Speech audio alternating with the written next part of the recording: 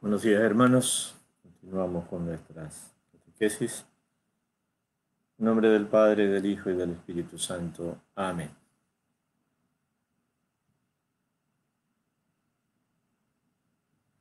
Ven, Espíritu Divino, manda tu luz desde el cielo.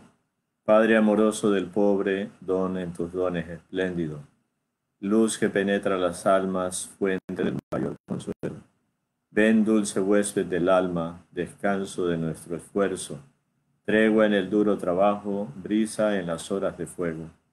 Gozo que enjuga las lágrimas y reconforta en los duelos.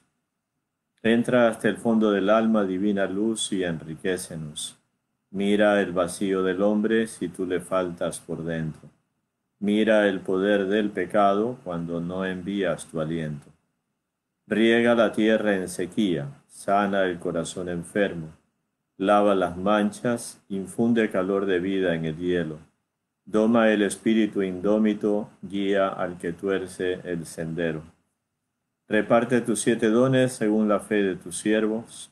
Por tu bondad y tu gracia, dale al esfuerzo su mérito. Salva al que busca salvarse y danos tu gozo eterno. Amén.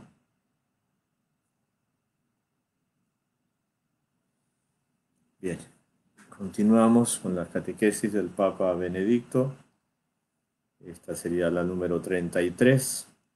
Que dio el día 9 de mayo del año 2012 y que tiene como título La oración de la Iglesia por la liberación de San Pedro. Bien, queridos hermanos y hermanas, hoy quiero reflexionar sobre el último episodio de la vida de San Pedro narrado en los Hechos de los Apóstoles, su encarcelamiento por orden de Herodes Agripa y su liberación por la intervención prodigiosa del ángel del Señor en la víspera de su proceso en Jerusalén.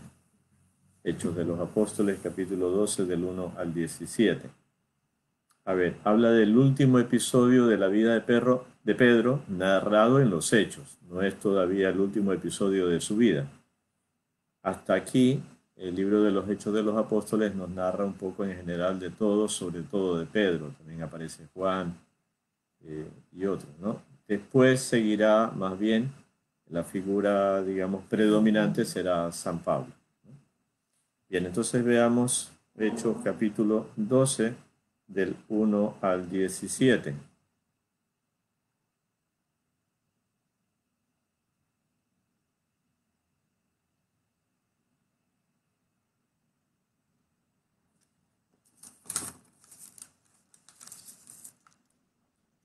Por aquel tiempo el rey Herodes echó mano a algunos de la iglesia para maltratarlos. Hizo morir por la espada a Santiago, el hermano de Juan, Santiago mayor. Al ver que esto les gustaba a los judíos, llegó también a prender a Pedro. Eran los días de los ázimos. Le apresó, pues, le encarceló y le confió a 4 escuadras de 4 soldados para que le custodiasen, con la intención de presentarle delante del pueblo después de la Pascua. Cuando ya Herodes le iba a presentar, aquella misma noche estaba Pedro durmiendo entre 2 soldados, atado con 2 cadenas. También había ante la puerta unos centinelas custodiando la cárcel. De pronto se presentó el ángel del Señor y la celda se llenó de luz. Le dio el ángel a Pedro en el costado. Le despertó y le dijo: levántate aprisa. Y cayeron las cadenas de sus manos.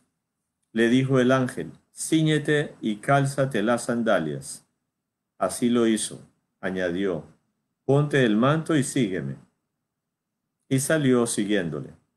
No acababa de darse cuenta de que era verdad cuanto hacía el ángel, sino que se figuraba ver una visión. Pasaron la primera y segunda guardia y llegaron a la puerta de hierro que daba a la ciudad. Esta se les abrió por sí misma. Salieron y anduvieron hasta el final de una calle, y de pronto el ángel le dejó. Pedro volvió en sí y dijo: Ahora me doy cuenta realmente de que el Señor ha enviado a su ángel y me ha arrancado de las manos de Herodes y de todo lo que esperaba el pueblo de los judíos. Consciente de su situación, se marchó a casa de María, madre de Juan, por sobrenombre Marcos, donde se hallaban muchos reunidos en oración. Llamó él a la puerta y salió a abrirle una sirvienta llamada Rode, quien al reconocer la voz de Pedro, de pura alegría no abrió la puerta, sino que entró corriendo a anunciar que Pedro estaba a la puerta. Ellos le dijeron: «Estás loca», pero ella continuaba afirmando que era verdad. Entonces ellos dijeron: «Será su ángel». Pedro, entre tanto, seguía llamando. Al abrirle, le vieron y quedaron atónitos. Él les hizo señas con la mano para que callasen y les contó cómo el Señor le había sacado de la prisión. Y añadió: «Comunicad esto a Santiago y a los hermanos». Salió y marchó a otro lugar. Bien, al comienzo habla de un Santiago, Santiago hijo de Zebedeo, y al final nos habla de otro Santiago que es el pariente del Señor, que era el responsable, el obispo, llamamos ahora, de Jerusalén. Bien, hasta aquí entonces es el texto bíblico.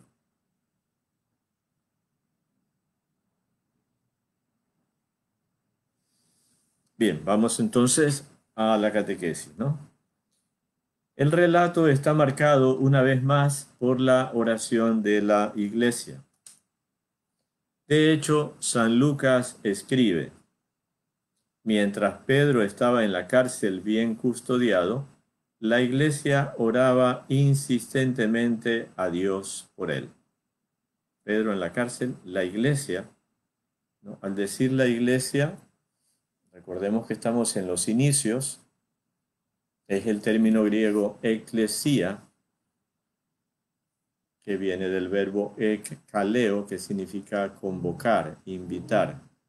Tanto el acto de convocar a una reunión como el resultado es lo que significa la palabra eclesía, que en el Antiguo Testamento la palabra hebrea es kahal, que se traduce en las Biblias por asamblea.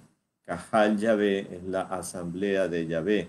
Normalmente en el Antiguo Testamento, la mayoría de las veces que aparece esta palabra se refiere a una reunión del pueblo de culto, de algo en relación con Dios, ¿no?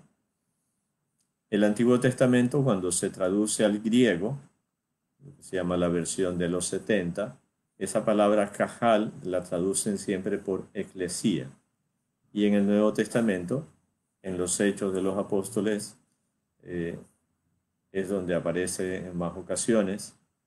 En Mateo: tú eres Pedro y sobre esta piedra edificaré mi eclesía, mi iglesia, mi comunidad. Hoy que nosotros hablamos de iglesia, entendemos la iglesia universal o la iglesia templo, ¿no? Edificio. Pero la iglesia oraba insistentemente a Dios. La comunidad cristiana de Jerusalén oraba insistentemente a Dios. Son todavía pocos. Después de salir milagrosamente de la cárcel, con ocasión de su visita a la casa de María, la madre de Juan, llamado Marcos, el autor del segundo evangelio, se afirma que había muchos reunidos en oración. Entonces estaba en la cárcel, la iglesia, la comunidad estaba rezando. Sale de la cárcel, va a la casa de Juan Marcos y están ahí rezando. Entre estas dos importantes anotaciones que explican la actitud de la comunidad cristiana frente al peligro y a la persecución, se narra la detención y la liberación de Pedro, que comprende toda la noche. Es el tiempo que está en la cárcel. La fuerza de la oración incesante de la iglesia se eleva a Dios y el Señor escucha y realiza una liberación inimaginable e inesperada enviando a su ángel. Estaba en la cárcel, había varias puertas en la cárcel y había 4 escuadras de 4 soldados cada una. Bueno, entonces se realiza una liberación inimaginable e inesperada. De hecho, a la mujer, a Rode, no le creen, estás loca, estás viendo visiones, es un ángel. El relato alude a los grandes elementos de la liberación de Israel de la esclavitud de Egipto en la Pascua judía. Entonces hay un paralelismo que es lo que el Papa va a hacernos ver, ¿no? Como sucedió en aquel acontecimiento fundamental, también aquí realiza la acción principal el ángel del Señor que libera a Pedro. Si recordamos en el Éxodo, es el ángel exterminador, el ángel que libera. Las acciones mismas del apóstol, al que se le pide que se levante deprisa, que se ponga el cinturón, que se envuelva en el manto, reproducen las del pueblo elegido en la noche de la liberación por intervención de Dios, cuando fue invitado a comer deprisa el cordero, con la cintura ceñida, las sandalias en los pies y un bastón en la mano, listo para salir del país. Éxodo 12:11. Es como que el mismo esquema, ¿no? Que son indicaciones, el estar la cintura ceñida, es como decir, no estamos cómodos en casa, sino que estamos listos para salir, con las sandalias, con el bastón. Entonces así el ángel le hace a Pedro, ¿no?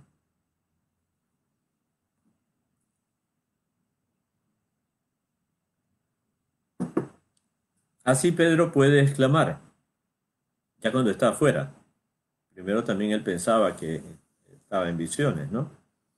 Ahora sé realmente que el Señor ha enviado a su ángel para librarme de las manos de Herodes. Pero el ángel no solo recuerda al de la liberación de Israel de Egipto, sino también la de la resurrección de Cristo. Entonces hay un hecho fundamental del Antiguo Testamento, que es la salida, la liberación, y hay el otro hecho fundamental en el Nuevo Testamento, que es la liberación de Cristo de la muerte, pues la resurrección de Cristo. De hecho, dice, los hechos de los apóstoles narran. De repente se presentó el ángel del Señor y se iluminó la celda. Tocando a Pedro en el costado, lo despertó. La luz que llena la celda de la prisión, la acción misma de despertar al apóstol, remiten a la luz liberadora de la Pascua del Señor, que vence las tinieblas de la noche y del mal. Entonces también aquí hay otro paralelismo con la resurrección de Cristo. Hay la luz y hay el despertar, ¿no? Hay textos que hablan de que Jesús se despertó de la muerte.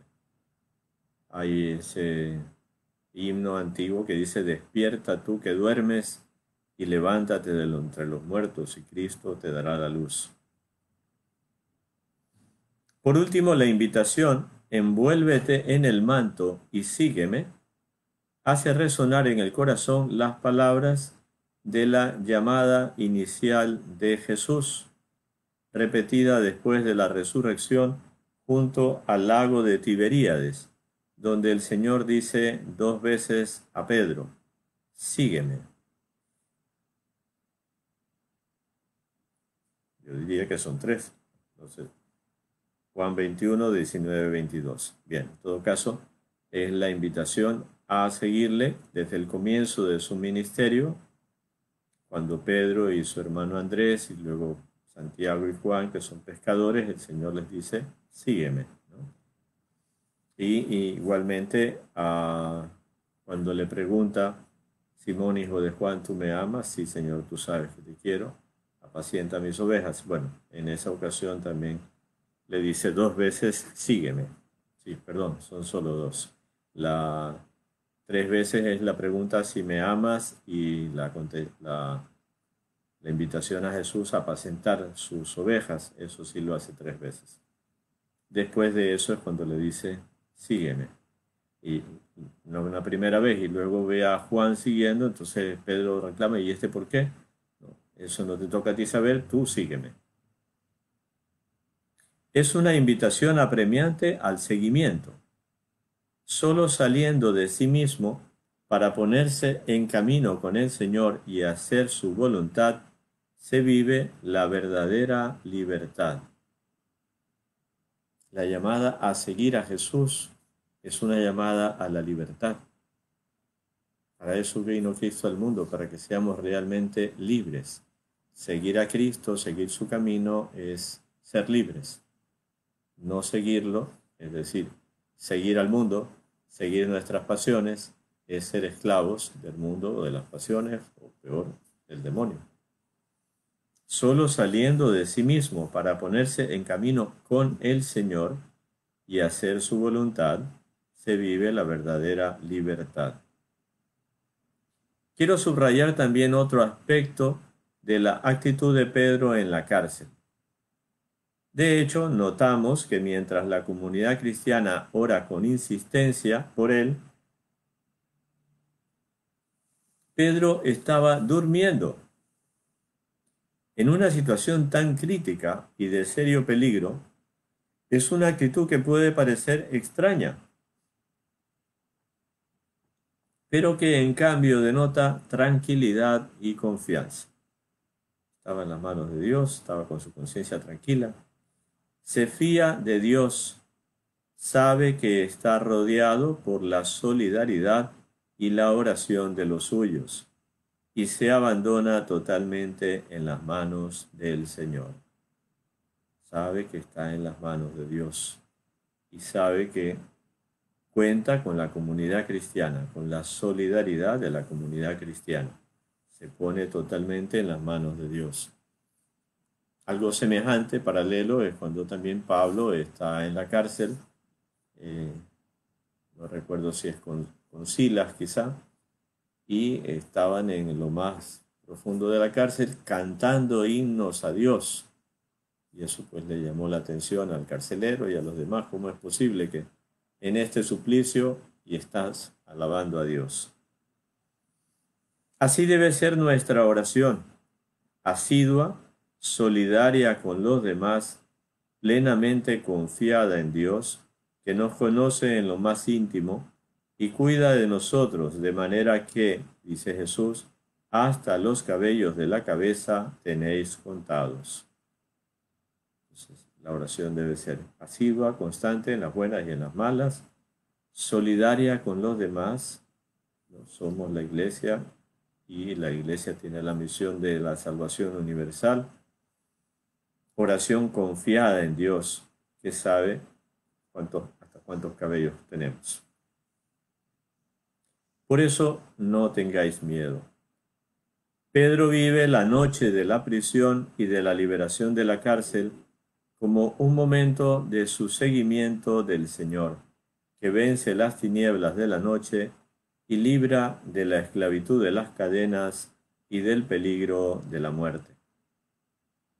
Entonces es como una cierta experiencia que él tiene del misterio pascual, de la muerte y la resurrección.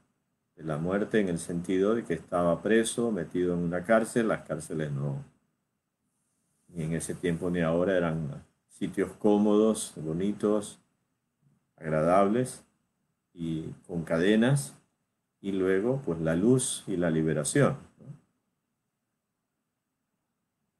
Su liberación es prodigiosa, marcada por varios pasos descritos esmeradamente. Guiado por el ángel, a pesar de la vigilancia de los guardias, atraviesa la primera y la segunda guardia hasta el portón de hierro que daba a la ciudad, el cual se abre solo ante ellos. Es decir, pues es algo milagroso. Pedro y el ángel del Señor avanzan juntos un tramo del camino, hasta que, vuelto en sí, El apóstol se da cuenta de que el Señor lo ha liberado realmente y después de reflexionar se dirige a la casa de María, la madre de Marcos, donde muchos de los discípulos se hallan reunidos en oración. Una vez más, la respuesta de la comunidad a la dificultad y al peligro es ponerse en manos de Dios, intensificar la relación con Él. Entonces, está la comunidad en oración en esa situación difícil, en este caso de Pedro.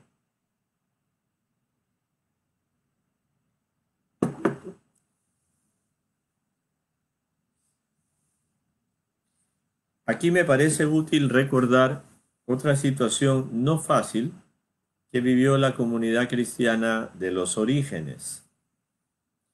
Nos habla de ella Santiago en su carta. Entonces veamos Santiago capítulo 3, versículo 14 al 16.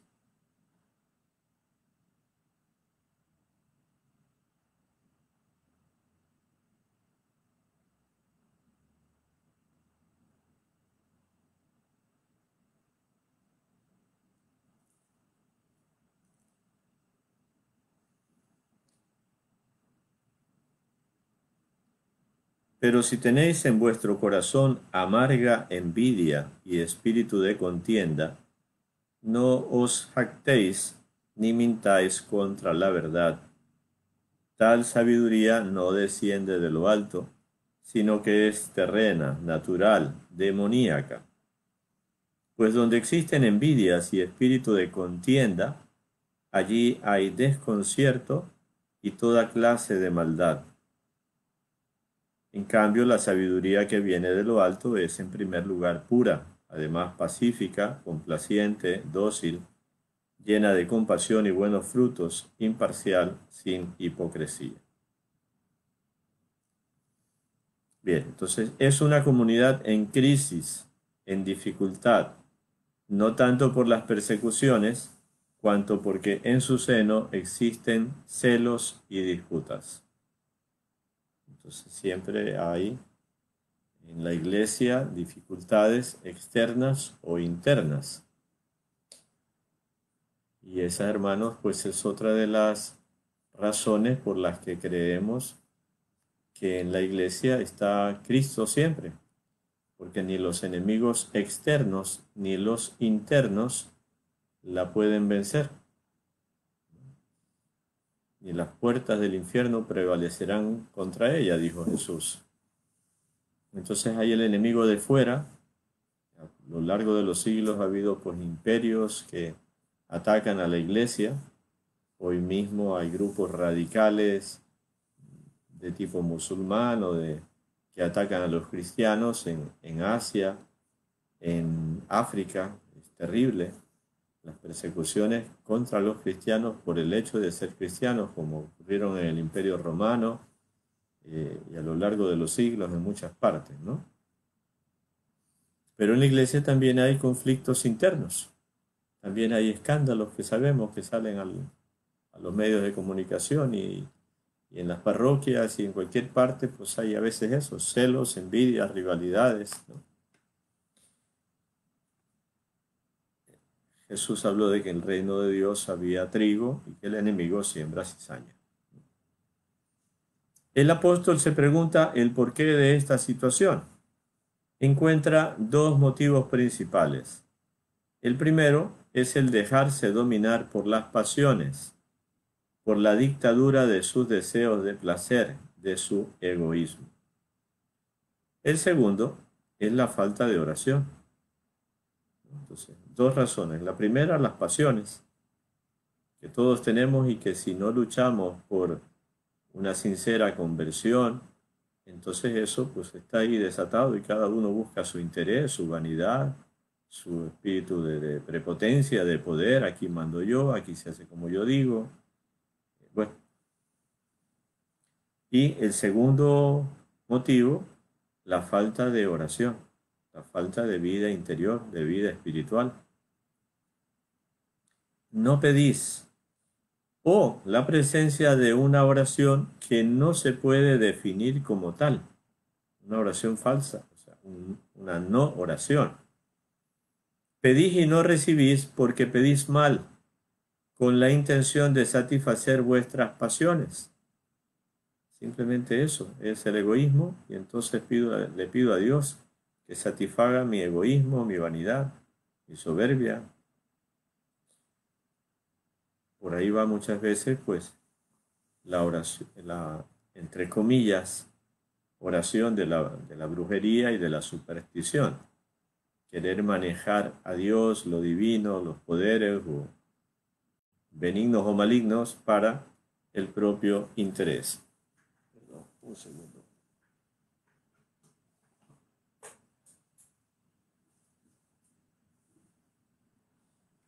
Entonces dice el Papa, esta no es una oración verdadera.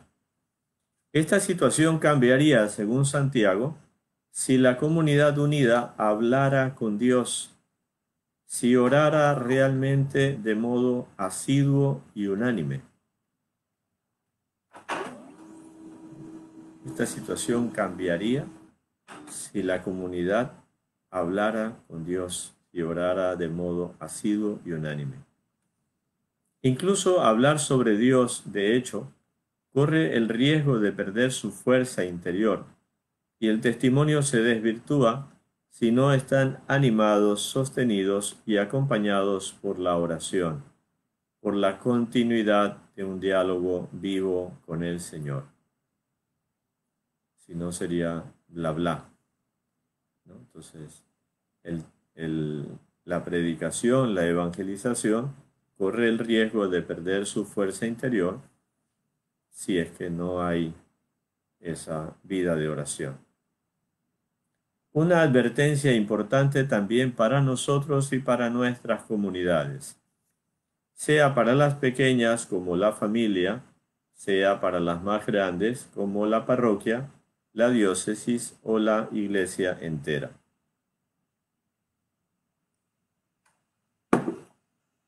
Y me hace pensar que oraban en esta comunidad de Santiago, pero oraban mal, solo por sus propias pasiones.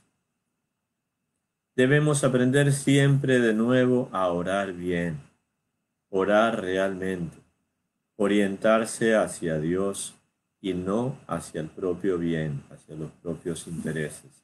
Hágase tu voluntad, venga tu reino, no el mío. Hágase tu voluntad, no la mía. La oración no es que Dios haga lo que yo quiero, sino que yo haga lo que Él quiere. Aprender de nuevo a orar bien. La comunidad, en cambio, que acompaña a Pedro mientras se halla en la cárcel, es una comunidad que ora verdaderamente durante toda la noche, unida, una comunidad verdadera de fe. Y es una alegría incontenible la que invade el corazón de todos cuando el apóstol llama inesperadamente a la puerta. Son la alegría y el asombro ante la acción de Dios que escucha. ¿No? ¿Cuántos testimonios hay de esto?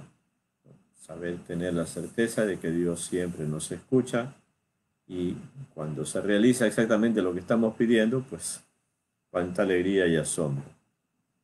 Así la iglesia eleva su oración por Pedro, y a la iglesia vuelve él para narrar cómo el Señor lo sacó de la cárcel. En aquella iglesia en la que está puesto como roca, Pedro narra su Pascua de liberación. Experimenta que en seguir a Jesús está la verdadera libertad, que nos envuelve la luz deslumbrante de la resurrección, y por esto se puede testimoniar hasta el martirio que el Señor es el resucitado, y realmente el Señor ha mandado a su ángel para librarlo de las manos de Herodes.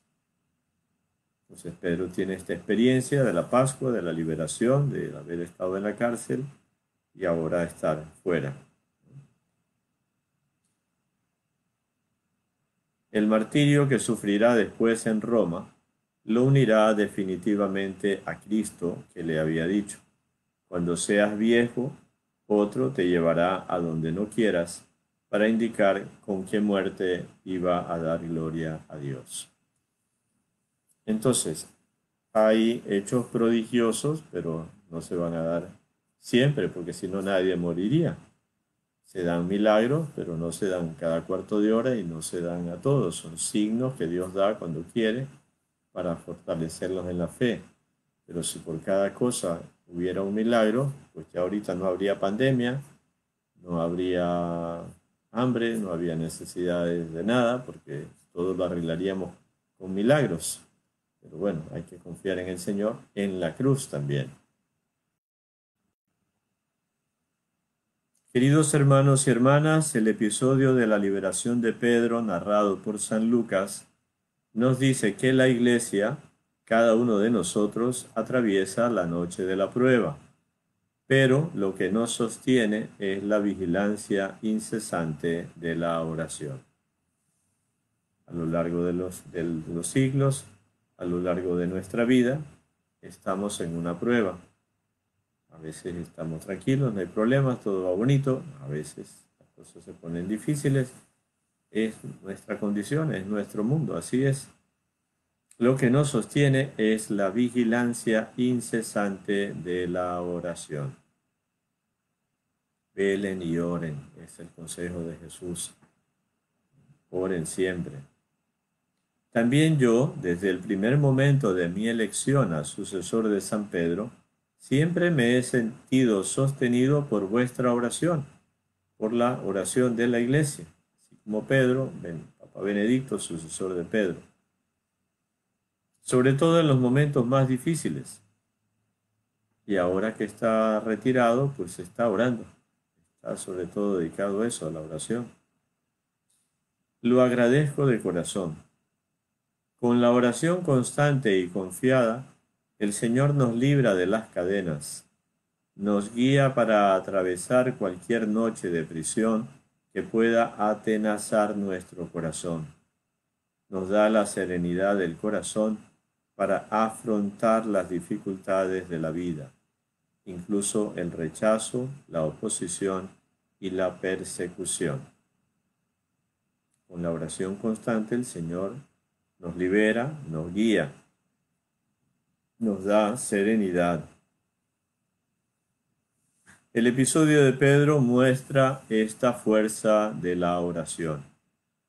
Y el apóstol, aunque esté en cadenas, se siente tranquilo, con la certeza de que nunca está solo. La comunidad está orando por él. El Señor está cerca de él. Más aún sabe que la fuerza de Cristo se manifiesta plenamente en la debilidad. El apóstol, aunque esté en cadenas, está tranquilo. Está en las manos del Señor. La certeza de que no está solo, está Dios y está el apoyo de la iglesia, de la comunidad. Y la fuerza de Cristo se manifiesta plenamente en la debilidad. Dice Pablo en la segunda carta a los Corintios, capítulo 12, versículo 9. La oración constante y unánime es un instrumento valioso también para superar las pruebas que puedan surgir en el camino de la vida. Porque estar unidos a Dios es lo que nos permite estar también profundamente unidos los unos a los otros. La oración constante, instrumento para superar las pruebas. Estar unidos a Dios es también lo que nos une a los demás. Y gracias. Y también yo les digo gracias a ustedes por su atención. Si desean ahora pues hacer alguna pregunta.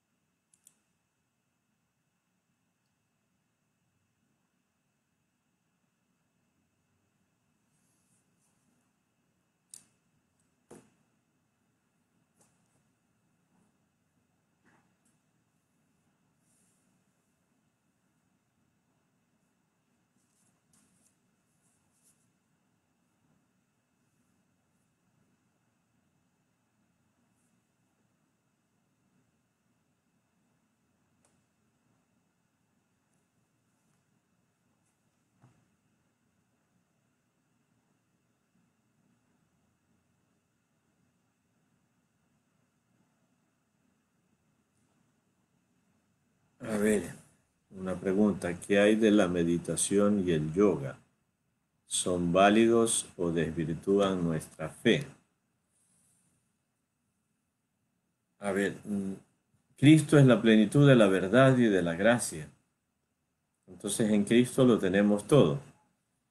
Eh, Al hacerse hombre, verdaderamente hombre, digamos que se valora también todo lo humano.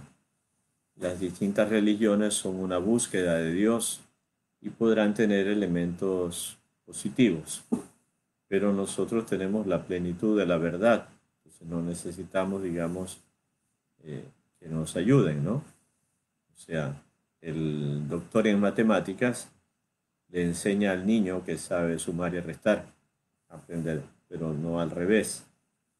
Entonces, eh, por otra parte, estas religiones orientales pues tienen ciertas creencias que no son compatibles con nuestra fe. Puede haber elementos positivos, porque no todo es malo, pero hay otras cosas que no lo son. Entonces, mezclar pues, es muy riesgoso.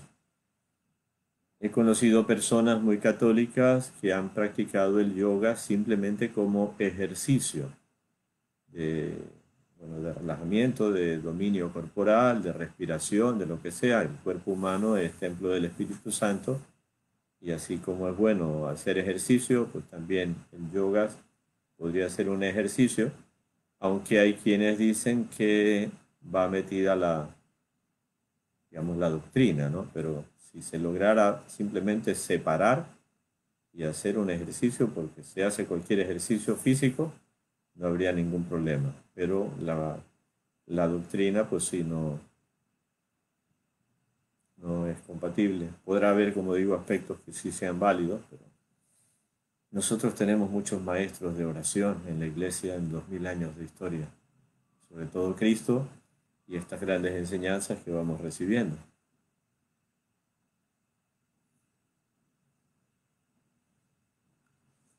Por ahí alguien dice, nos vemos mañana. Mañana la estamos haciendo la charla solo de lunes a viernes. Entonces sería lunes la próxima.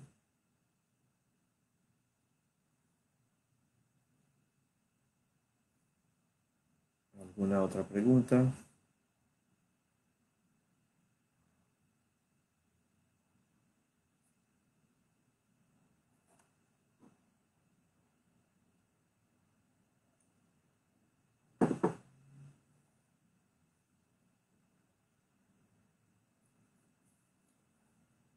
Bien, gracias por los comentarios que ponen. Rezamos. Madre de la luz, Virgen de la alborada, vengo a dejarte mis sombras, mis penas y mi nada. Quiero acercarme a tu rayo que me ilumina el alma. Gracias por darme a tu Hijo sonriendo entre tus faldas. Eres tan morena, tan nuestra, tú comprendes nuestras ansias, y tus manos siempre abiertas nos cobijan, nos abrazan. Tu reflejo es el camino hacia la patria tan amada. Enséñame, Señora mía, a decir sí cada mañana. Amén. Señor esté con ustedes. La bendición de Dios Todopoderoso, Padre, Hijo y Espíritu Santo, descienda sobre ustedes. Que tengan un buen día.